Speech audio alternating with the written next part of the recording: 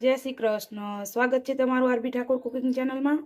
તો આજે આપણે બનાવીશું મસાલા ખીચડી। એના માટે આપણે અહીંયા દાળ ચોખાને ભેગા કરીને સરસ ધોઈ લીધા છે અને અહીંયા વટાણા, ડુંગળી, બટેકા, પછી અહીંયા કારા ચણા અને પાપડીને મેં બાફી લીધી છે કેમ કે ખીચડી ભેગું ચડતા વાર લાગે એટલા માટે। અને એક મીડિયમ સાઇઝનું ટામેટું, 2 લીલા મરચાં અને લીલા ધાણા કાપી લીધા છે। તો ચાલો હવે આપણે ફટાફટ ખીચડી વઘારી લઈએ। પહેલા વઘાર કરવા માટે આપણે એક મસાલો તૈયાર કરીશું જેનાથી એકદમ મસ્ત આપણી ખીચડીનો ટેસ્ટ આવશે। તો અહીંયા મેં બાદિયા લીધા છે, પછી આ તજનું લાકડું લીધું છે, 2 લવિંગ લીધા છે અને કારા મરી છે। આને આપણે અચકચરો ખાંડી લેવાનો છે આ બધા મસાલાને। લવિંગ વધારે નહીં લેવાના કેમ કે લવિંગથી એકદમ તેજ તીખાશ આવતી હોય છે એટલે 2 જ લવિંગ મેં લીધા છે। ચાલો હવે આપણે આને અચકચરો વાટી લઈએ। આપણે મસાલાને આ રીતનો અચકચરો વાટી લીધો છે, તમે જોઈ શકો છો। અને અહીંયા મેં લસણ અને આદુને બંનેને સરસ આ રીતે ખાંડી લીધું છે। આ 2 વસ્તુ આપણે વઘારમાં જોઈશે। તો ચાલો હવે આપણે ફટોફટ વઘાર કરી લઈએ। આપણે એક તપેલામાં 4 મોટા પાવરા તેલ લઈ લીધું છે। તેલ ગરમ થાય એટલે આપણે એમાં રાઈ નાખીશું। રાઈ ફૂટી જાય એટલે આપણે એમાં જીરું નાખીશું, હિંગ નાખીશું, જે આપણે મસાલો ખાંડીને રાખ્યો છે એ નાખીશું। આ મસાલો નાખવાથી એકદમ મસ્ત સુગંધ આવે છે। હવે આપણે અહીંયા આદુ અને લસણ ખાંડીને રાખ્યું છે એ નાખીશું અને જે આપણે ડુંગળી અને બટાકા કાપીને રાખ્યા છે એ નાખીશું। બધું સરસ મિક્સ કરી લેવાનું છે। હવે આપણે આમાં મસાલા કરીશું।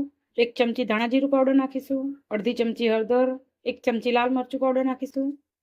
જો તમને તીખું ભાવતું હોય તો તમે વધારે પણ મરચું નાખી શકો છો, પણ હું અહીંયા માપનું તીખું કરું છું એટલા માટે મેં થોડું જ મરચું નાખ્યું છે। હવે આપણે અહીંયા વટાણા જે ફોલીને રાખ્યા છે નાખી દઈશું। હવે આપણે જે દેશી ચણા અને પાપડી બાફીને રાખી છે એ પણ નાખી દઈશું ને હવે આપણે જે ખીચડી ધોઈને રાખી છે એ પણ આપણે આમાં નાખી દેવાની છે।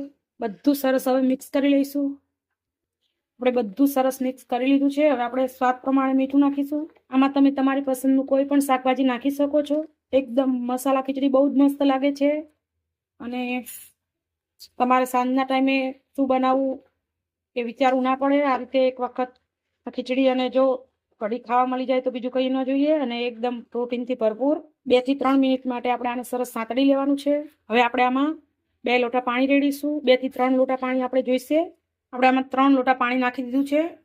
હવે આપણે અહીંયા એક ટામેટું અને 2 લીલા મરચાં કાપીને રાખ્યા છે એ નાખી દઈશું અને સરસ હવે આપણે આને ચડવા દઈશું। આપણે આ ખીચડી થોડીક ઢીલી બનાવવાના છીએ એટલે મેં અહીંયા 3 લોટા પાણી નાખ્યું છે। જો તમે થોડીક છૂટી બનાવવા માંગતા હોય તો થોડુંક ઓછું પાણી નાખવાનું અને આ ખીચડીમાં તમે કોઈ પણ શાકભાજી નાખી શકો છો। અહીંયા પાલક પણ ઝીણો સમારેલો તમે નાખી શકો છો, એનો સ્વાદ પણ બહુ જ મસ્ત આવે છે, પણ હું અહીંયા ખાલી શાકભાજીથી જ બનાવું છું। હવે આપણે આને સરસ, આપણી ખીચડી મસ્ત ઉકળવા લાગી છે। હવે આપણે એક વખત સરસ હલાવી લઈશું જેથી કરીને છે ને બધા શાકભાજી સરખા રહે। જો આપણે નહીં હલાવીએ તો બધા ભાત નીચે રહેશે અને બધા શાકભાજી આપણા ઉપર રહી જશે, પણ એક વખત આ રીતે હલાવી લઈશું એટલે બધું સરસ એક સરખું ચડશે। તમે જોઈ શકો છો, આમ જોતા વેત ખાવાનું મન થઈ જાય એવી આપણી મસાલા ખીચડી બની રહી છે। હવે આપણે આને સરસ ચડવા દઈશું। અત્યારે આપણે ગેસ ફૂલ રાખ્યો છે, પણ થોડીક વાર રહીને આપણે ગેસ ધીમો કરી, આપણી ખીચડી એકદમ મસ્ત ચડી ગઈ છે। હવે આપણે એને એક વખત હલાવી લઈશું સરસ। આપણે સરસ ખીચડીને હલાવી લીધી છે। હવે આપણે એમાં લીલા ધાણા નાખીશું। આમ જોતા વેત આપણને ખાવાનું મન થઈ જાય એવી આપણી ખીચડી બની છે। ચલો હવે ગરમા ગરમ આપણે કઢી અને ખીચડીને સર્વ કરીશું। તો તૈયાર છે જમવાની મજા જ પડી જાય એવી મસાલા ખીચડી અને કઢી, સાથે આપણે ડુંગળી રાખી છે અને સાંજના ટાઈમે શું જમવું એ વિચાર્યા વગર આ રીતે મારા જેમ મસાલા ખીચડી બનાવી દેવાની અને બધાની ફેવરેટ થઈ જશે એની મારી ગેરંટી।